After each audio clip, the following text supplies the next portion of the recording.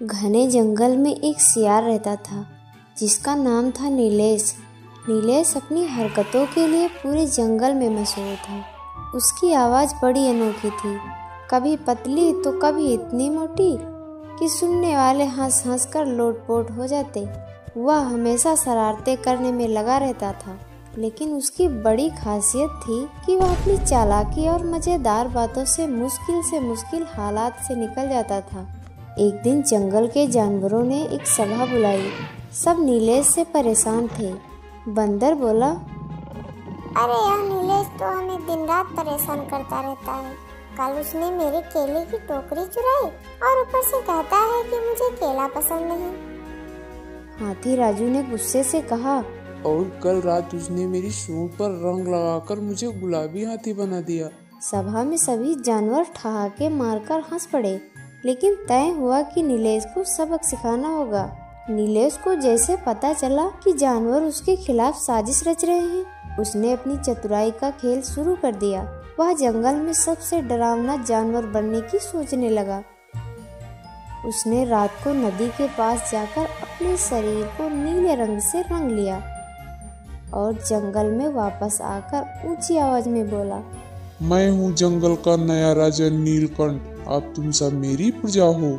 जानवर उसकी अजीबोगरीब आवाज और रंग देखकर डर गए। शेर तक घबरा गया और बोला, नीलकंठ महाराज, हमें माफ करें, हम आपकी सेवा में रहेंगे। नीलेश ने अपनी मजेदार आवाज में कहा, ठीक है, लेकिन मुझे रोज अच्छे अच्छे फल और खाना चाहिए, और हाँ, कोई भी मुझसे सवाल नहीं करेगा।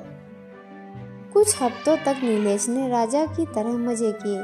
जानवर उसे रोज खाना लाकर देते और वह आराम से खाता पीता और अपनी अनोखी आवाज में आदेश देता। लेकिन एक दिन बारिश हो गई।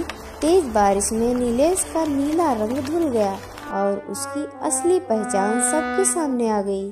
सभी जानवर समझ गए कि यह तो वही शरारती नीलेश सियार है।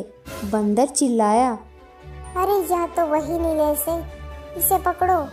नीलेश को जब यह एहसास हुआ कि उसकी सच्चाई सामने आ चुकी है, तो वह अपनी अनोखी मोटी आवाज में बोला, अरे सब्र करो भाइयों, मैं तो सिर्फ मजाक कर रहा था। सभी जानवरों ने उसे पकड़ लिया, लेकिन मारने की बजाय उन्होंने उसे सबक सिखाने का फैसला किया। बंदर ने कहा, अब तुम्हें एक हफ्ते तक हमारे लिए काम करना होगा। तुम हमारा खाना ढूंढोगे और जंगल साफ करोगे, तभी हम तुम्हें माफ करेंगे।